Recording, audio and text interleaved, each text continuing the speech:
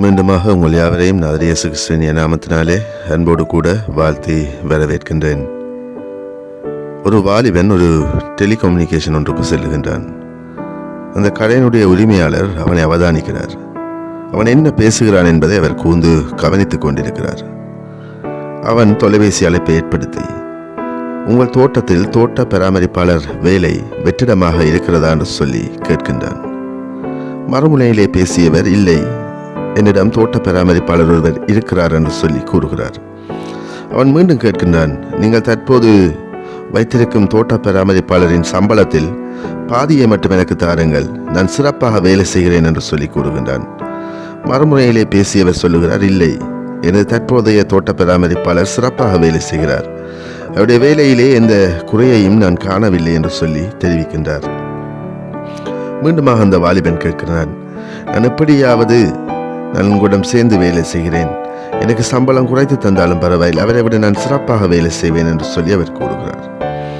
அப்போது அந்த மறுமுனையில் பேசியவர், எனக்கு யாரையும் எடுக்கின்ற எந்த ஒரு நோக்கமும் இல்லை, ஏனென்றால் என்னோடு தற்போது இருக்கிற தோட்ட பராமரிப்பாளர் மிகவும் சிறப்பாக வேலை செய்கிற ஒருவர், மிகவும் சிறந்தவர், நேர்மையானவர் என்று பதிலளிக்கிறார்.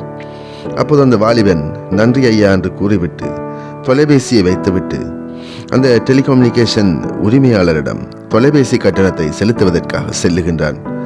அப்போது அந்த கடை உரிமையாளர், உன்னுடைய பக்குவமும் பொறுமையும் எனக்கு பிடித்திருக்கிறது, எனக்கு இந்த டெலிகம்யூனிகேஷனிலே வேலை செய்வதற்கு ஒருவர் தேவை, நீ இந்த டெலிகம்யூனிகேஷனிலே வேலை செய்கிறாயா என்று சொல்லி அவனிடம் கேட்கின்றார்.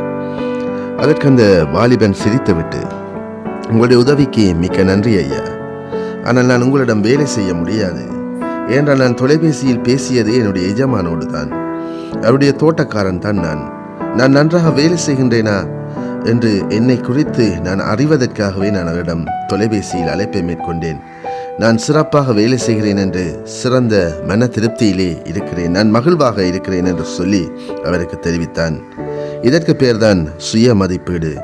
சாட்சியுள்ள ஜீவியம் நாங்கள் ஜீவிப்பதற்கு இந்த சுய மதிப்பீடு எங்களுக்கு மிகவும் அவசியமாயிருக்கிறது. நம்மை நாம் நிதானித்து ஆராய்ந்து பார்ப்பதற்கு இந்த தபசு காலங்களிலே நாங்கள் அழைக்கப்படுகிறோம், சுய மதிப்பீடு செய்து பார்க்க அழைக்கப்படுகிறோம். ஜெபம் செய்வோம். அன்பு இரக்கமுள்ள இயேசு சுவாமி, எங்களை எமது கரங்களுக்கு ஒப்புக் கொடுக்கிறோம். நாங்கள் எங்களை சுய மதிப்பீடு செய்து உமக்காக வாழ, சாட்சியுள்ள ஜீவியம் வாழ நீ தாமே எங்களோடு கூட எங்களை வழி நடத்தும். எங்கள் யாவரையும் எமது கரங்களுக்கு ஒப்புக் கொடுத்தனால் இயேசு கிறிஸ்துவின் நாமத்தினாலே ஜெபம் பண்ணி நிற்கிறேன் என் ஜீவனுள்ள நல்ல தகப்பனே, ஆமேன்.